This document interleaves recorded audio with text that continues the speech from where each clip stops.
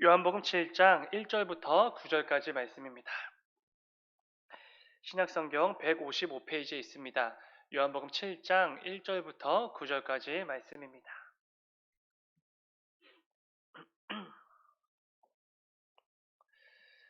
요한복음 7장 1절부터 9절까지 말씀입니다. 다 찾으신 줄 믿고 우리 한 절씩 교독하고 마지막 9절은 함께 읽겠습니다. 제가 먼저 읽겠습니다. 그 후에 예수께서 갈릴리에서 다니시고 유대에서 다니려 아니하심은 유대인들이 죽이려 함이로라. 그 형제들이 예수께 이르되 당신이 행하는 일을 제자들도 보게 여기를 떠나 유대로 가소서.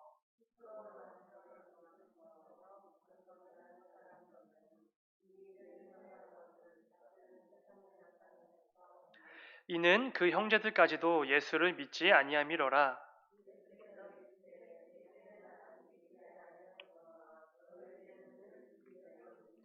세상이 너희를 미워하지 아니하되 나를 미워하나니 이는 내가 세상의 일들을 악하다고 증언함이라.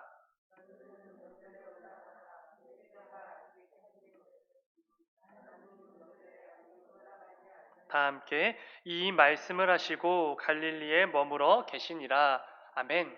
잠시 기도하겠습니다. 사랑해 주님, 감사합니다. 아버지, 이 저녁에도 우리에게 이 예배 자리를 허락하여 주시고 주 앞에 나와 찬양과 기도와 또 말씀으로 또 예배로 나아가게 하시니 주여 진정으로 감사를 드립니다. 아버지, 이 저녁에도 우리를 향한 하나님의 뜻과 하나님의 마음을 다시 한번 깨닫는 귀한 시간이 되게 하여 주시고 말씀을 통하여서 하나님께서 우리에게 무엇을 원하시는지 어떠한 삶의 모습들을 원하시는지 다시 한번 깨닫고 그 가운데 특별한 결단들이 이루어지는 이 귀한 밤이 될 수 있도록 주님 인도하여 주시옵소서. 아버지, 이 밤에도 선포되어지는 그 말씀이 우리 각 사람에게 꼭 필요한 하나님의 음성이 되어서 들려지는 귀한 역사가 있을 수 있도록 인도하여 주시옵소서. 주님 감사합니다. 거룩하신 예수님의 이름으로 기도드렸습니다. 아멘. 오늘 함께 읽은 말씀을 가지고 내 생각으로 살아가는 어리석음, 이런 제목으로 함께 말씀을 나누어 보도록 하겠습니다. 오늘 그 말씀을 이렇게 읽으면서 느끼셨겠지만 말씀을 읽다 보면은 우리 주님께서 이 공생의 사역을 감당하셨을 때 참으로 쉽지 않으셨겠구나, 이런 좀 묵상이 또 깊이 되어지는 본문입니다. 우리 주님께서 얼마나 안타까운 심정으로 그 사역들을 감당하셨을지가 분명하게 느껴지는 말씀입니다.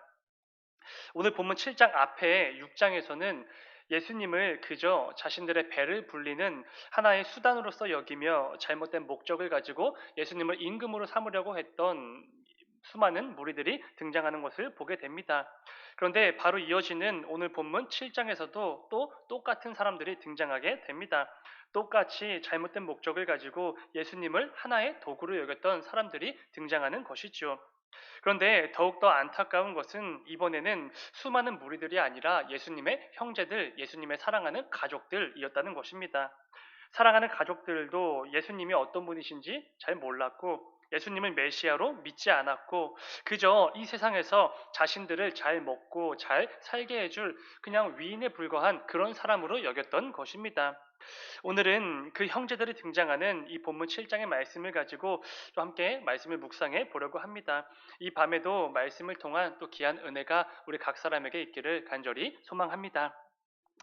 오늘 본문은 이렇게 시작이 됩니다. 1절입니다. 그 후에 예수께서 갈릴리에서 다니시고 유대에서 다니려 아니하심은 유대인들이 죽이려 함이로라. 예수님께서 유대인들의 삶의 중심지인 유대 땅, 또 그 가운데 예루살렘으로 다니지 아니하셨다, 이렇게 말씀을 합니다. 그저 저 먼 지방 갈릴리 지역에서만 활동하셨다라는 것을 분명히 말씀해 주시지요. 그런데 그 이유에 대해서 이렇게 설명해 주십니다. 유대인들이 아마 특별히 몇몇의 종교 지도자들이었을 것입니다. 이들이 예수님을 죽이려고 하기 때문이라고 본문은 설명해 주고 있습니다. 그래서 예수님께서는 유대인의 명절인 초막절이 되었음에도 예수님은 예루살렘으로 가지 않으셨던 것이지요. 계속해서 갈릴리 지방에 머물러 계셨습니다. 그런데 어떤 사람들은 이 본문 말씀을 가지고 예수님이 겁이 많은 분이셨다고 생각하기도 합니다. 비겁했고 겁이 많았고 담대하게 대적들에게 나아가지 않았던 사람, 이렇게 평가를 하기도 하지요. 그저 지방 총구석에 숨어서 그곳에서만 사역을 했던 어떤 위인 이렇게 평가를 내리기도 합니다. 그런데 전혀 사실이 아니죠. 왜냐하면 예수님께서는 조금 있으면은 십자가의 그 어마어마한 고통과 모욕과 두려움 속으로 스스로 걸어가시는 분이시기 때문에 그렇습니다. 그런 평가, 그런 생각은 예수님을 모르는 자들이나 하는 생각인 것이지요. 하나님이신 성자 예수님께서 자신을 낮추시고 또 낮추셨습니다. 그리고 십자가를 지셨지요. 이것은 우리 모두를 구원하시기 위한 하나님 아버지의 그 크신 뜻을 이루시기 위해서 억지로 끌려간 것이 아니라 스스로를 십자가에 내어 주셨던 것입니다. 그런 예수님께서 자신의 안전 때문에 갈릴리 지방에서만 사역하셨다는 것은 지극히 잘못된 생각일 것입니다. 그렇다면 이 부분이 중요할 것입니다. 예수님께서는 왜 그렇게 총구석 갈릴리에서만 사역을 하셨는가라는 것이지요. 그것은 결론부터 말씀드리면은 하나님 아버지께서 정하신 그때가 아직 이르지 않았기 때문이었습니다. 오늘 함께 읽었던 본문 6절 앞부분을 보면은 주님께서 이렇게 말씀하십니다. 예수께서 이르시되 내 때는 아직 이르지 아니하였거니와 이렇게 말씀해 주시지요. 여기서 말하는 때는 의심할 필요가 없습니다. 당연히 우리 모든 이들의 죄를 대신해서 그 죄에서 우리를 구원해 주실 그 십자가의 때를 의미하는 것입니다. 그러니까 예수님께서 지금 유대 땅, 특별히 예루살렘으로 올라가지 않으시는 이유는 대적들에게 잡히셔서 십자가에 달리실 그때가 아직 이르지 않았기 때문이다. 이렇게 말씀해 주시는 것이지요. 이것은 자신의 안전 때문이 아니라 하나님의 뜻을 위한 행동이었다는 것을 우리가 분명히 알 수 있는 대목입니다. 사실 우리 주님께서 감당하셨던 그 공생애의 3년의 그 말씀들을 하나하나 살펴보면은 우리 주님께서는 늘 하나님 아버지의 때를 염두에 두셨던 분입니다. 그 어떤 상황에서도 어떤 사람들과 있을 때라도 자신의 생각들 그리고 사람들의 생각보다 하나님 아버지의 생각을 우선시하면서 사역을 감당하셨던 분, 그게 바로 예수님이십니다. 그런데 문제가 무엇입니까? 사람들은 주님의 그런 깊은 마음을 하나도 몰랐다는 것입니다.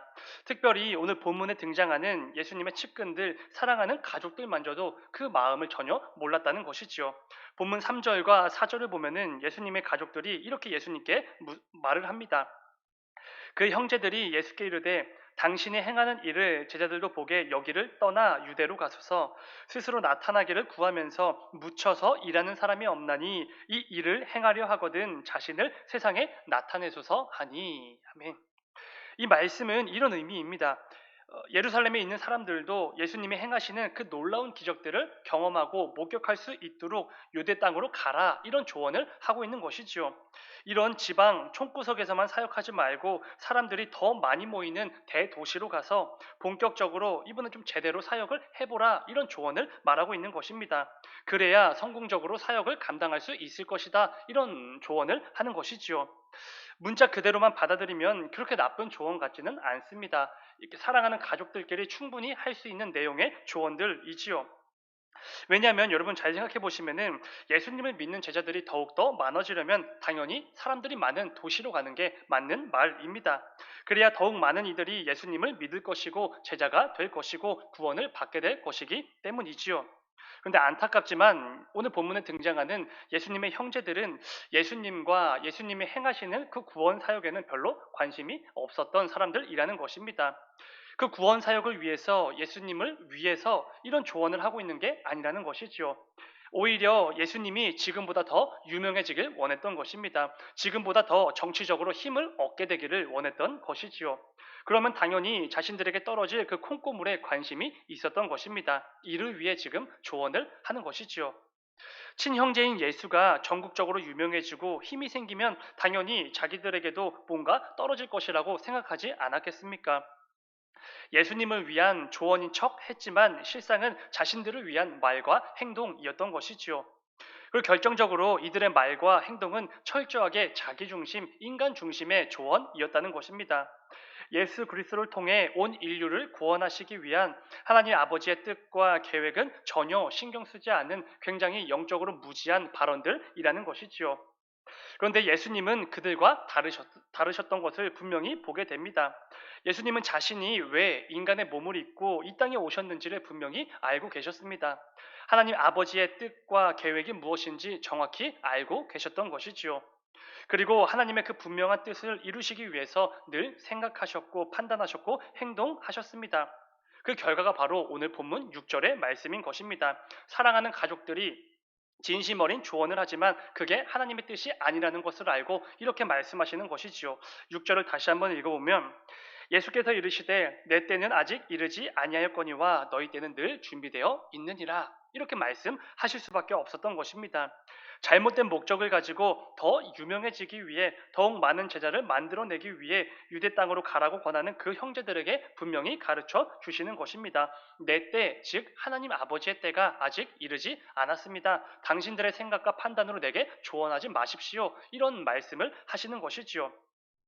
이 말씀은 철저하게 형제들이 아닌 하나님의 뜻에 순종하겠다는 예수님의 선포와도 같은 가르침입니다. 사람의 생각과 하나님의 뜻 중에서 뭐가 더 중요한지 분명히 가르쳐주는 말씀인 것이지요. 그리고 중요한 것은 우리가 성도로서 이 땅을 살아가는 동안에 무엇이 어리석은 삶인지, 무엇이 지혜로운 삶인지, 무엇이 하나님께서 기뻐 여기시는 삶인지를 분명히 가르쳐 주시는 말씀이기도 합니다. 사랑하는 여러분, 이 말씀을 통해 우리의 삶을 반드시 점검해 볼 수 있어야 합니다. 우리 역시 예수님의 형제들처럼 내 생각과 판단, 세상의 생각과 그 기준들, 그 가치들을 가지고 살아갈 때가 너무나 많기 때문에 그렇습니다. 우리 모두의 삶 속에는 하나님 아버지의 크고 위대한 그 뜻과 계획이 반드시 심어져 있을 수밖에 없습니다. 우리에게 주어진 모든 것은 하나님께서 자신의 뜻과 계획을 이 땅 가운데 이루어 가시기 위해 우리에게 허락해 주셨고 맡기신 것들이지요. 그래서 우리를 청지기 이렇게 부르는 것입니다. 그런데 우리는 마치 내가 내 삶의 주인인 것처럼 착각을 하면서 살아갈 때가 있습니다. 하나님이 중요한 게 아니라 이 세상의 가치와 기준들이 내 삶 속에서 가장 중요한 것처럼 착각을 할 때가 많은 것이지요. 그러나 이러한 삶은 오늘 말씀에 등장하는 어리석었던 예수님의 형제들과 다를 바가 없다는 것입니다. 그런 우리들에게 주님께서 분명히 말씀해 주십니다. 쿠키야, 네 삶의 주인이 누구인지 잊지 마라. 네 삶에서 가장 우선순위를 두고 중요한 것이 무엇인지 놓치지 마라. 이런 말씀을 해 주시는 것이지요. 부디 오늘 말씀을 기억하시면서 순간순간 하나님의 뜻보다 앞서려고 하는 그런 나의 어떤 어리석음이 보일 때마다 내 뜻과 내 생각을 앞세우며 나아가려는 그 경향성을 조금 내려놓는 우리가 되기를 원합니다. 예수님께서 오직 하나님 아버지의 그 뜻에 순종하심으로 늘 생각하고 판단하고 행동하셨던 것처럼 저와 여러분의 삶이 이 세상의 가치와 기준들, 내 생각과 신념들을 전부 다 내려놓고 오직 하나님 아버지의 뜻과 그 말씀에 순종함으로 늘 생각하고 판단하고 말하며 나아가는 너무나도 귀하고 복된 삶이 다 되시기를 주님의 이름으로 축원을 드립니다. 오늘 본문을 통해 또 한 가지 나눠볼 것은 개인적으로 요즘 저에게 정말 큰 위로를 주셨던 말씀이기도 합니다. 본문 5절을 보면은 굉장히 당황스러운 말씀이 등장하는 것을 보게 됩니다. 5절 이는 그 형제들까지도 예수를 믿지 아니함이로라. 아멘. 이 교역자로서 참 이렇게 당황스러운 말씀이기도 합니다. 오늘 본문은 예수님의 형제들이 잘못된 목적을 가지고 예수님을 유대 땅 예루살렘으로 보내려고 했던 것을 말씀하고 있습니다. 그런데 그 가운데 더욱 중요한 것은 예수님의 형제들, 예수님의 가족들마저도 예수님을 믿지 않았다라는 것입니다.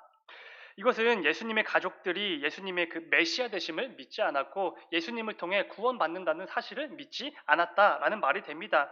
조금 이렇게 와닿지 않으실까봐 우리에게 익숙한 표현으로 말하면 이럴 것입니다. 나는 열심히 교회를 다니고 신앙생활을 최선을 다해서 하지만 내 사랑하는 가족들은 교회 다니지 않고 신앙이 없다. 이런 의미의 말씀인 것이지요. 나아가 내가 교회에 다니는 것을 가족들이 이해하지 못하는 상황, 지금 그런 상황이 예수님의 상황이었다는 것입니다. 여러분, 예수님이 3년 동안 행하셨던 그 공생의 사역은 절대로 호락호락한 사역이 아니었습니다. 물론 모든 사역이 만만치 않지만 말입니다. 모든 사람들이 멀리하고 기피하는 사람들과 우리 주님은 늘 함께 하시며 그들을 보살펴 주셨습니다. 뜨거운 태양을 견디며 이곳저곳을 누비셨고 때로는 지치셔서 그 자리에 털썩 주저앉으실 때도 있었던 것입니다. 굉장히 힘든 사역을 감당하셨던 것이지요. 때로는 대적들에게 손가락질과 비난과 모함을 받으신 적도 있습니다.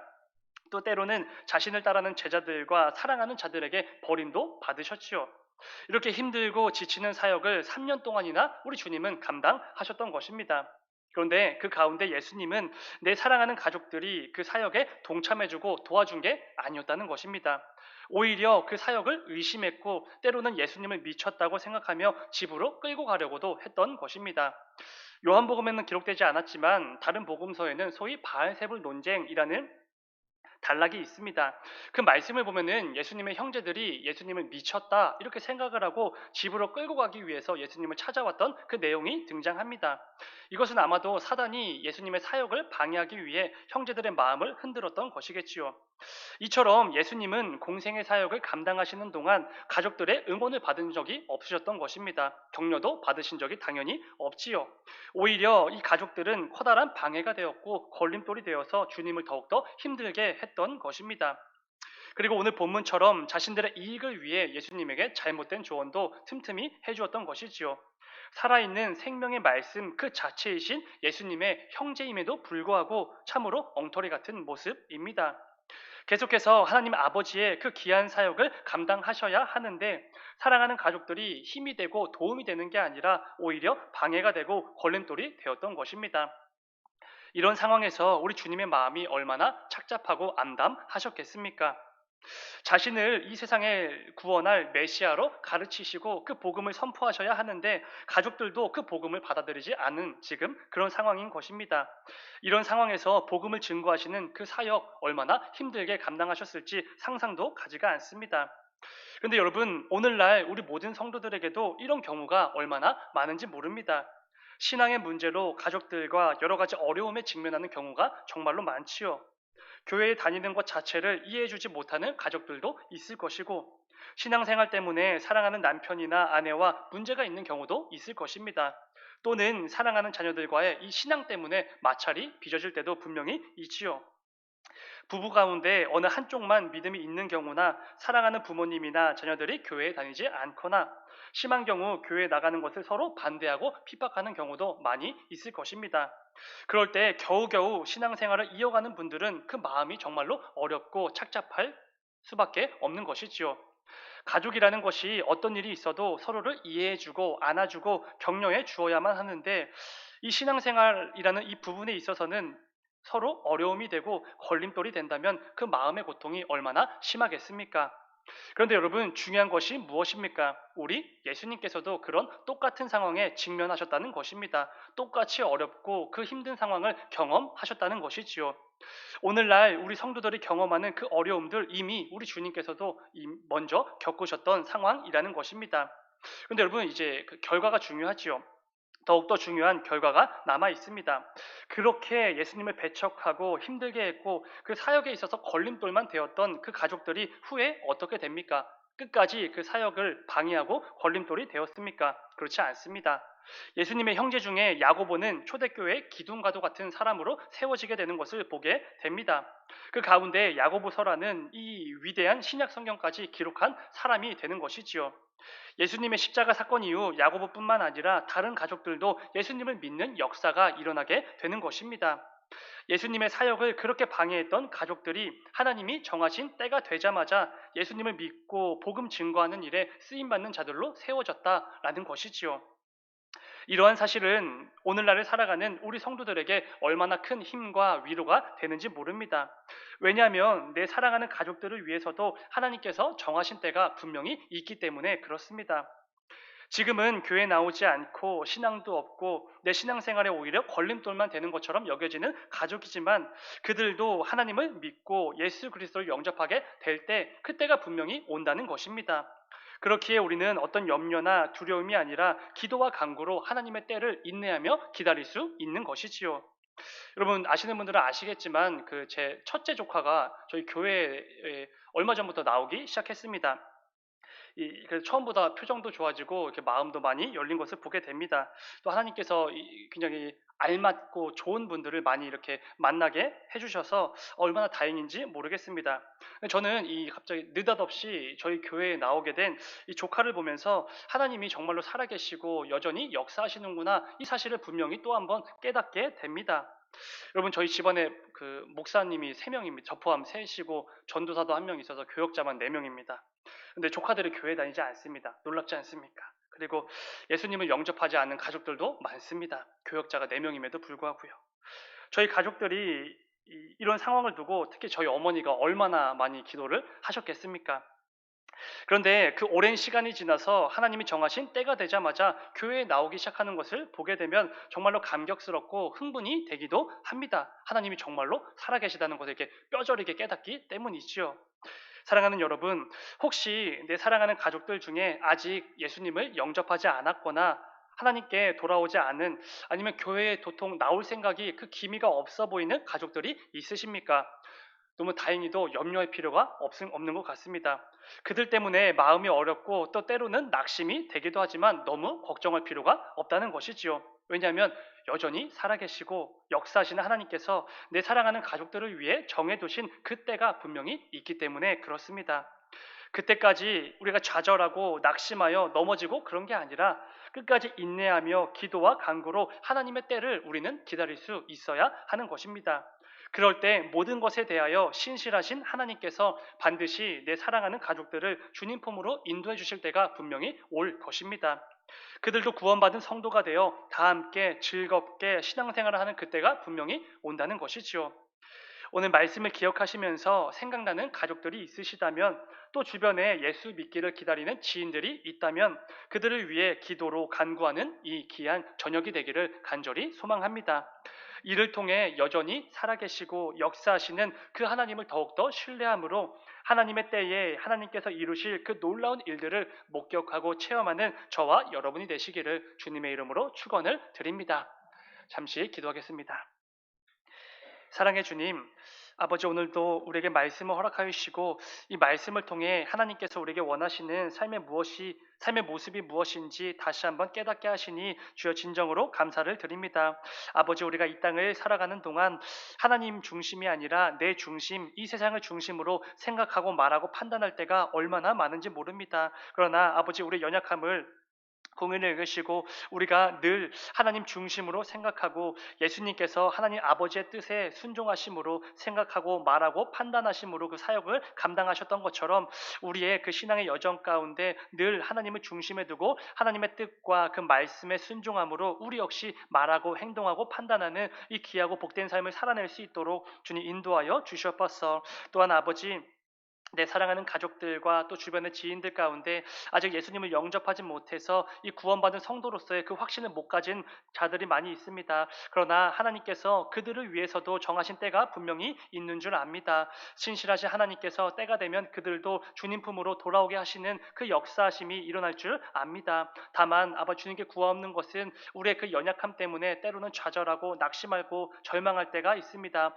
그러나 여전히 신실하시고 여전히 역사하시고 여전히 살아계시는 그 하나님을 붙들고 오히려 인내와 기도로 간구로 나아가는 우리 모두가 될 수 있도록 주님 인도하여 주시옵소서. 그 가운데 역사하시는 하나님을 마음껏 체험하고 신실하신 하나님을 더욱더 체험하게 되는 우리 모두가 될 수 있도록 주님 인도하여 주시옵소서. 주님 감사합니다. 거룩하신 예수님의 이름으로 기도드렸습니다. 아멘. 너희는 이렇게 기도하라.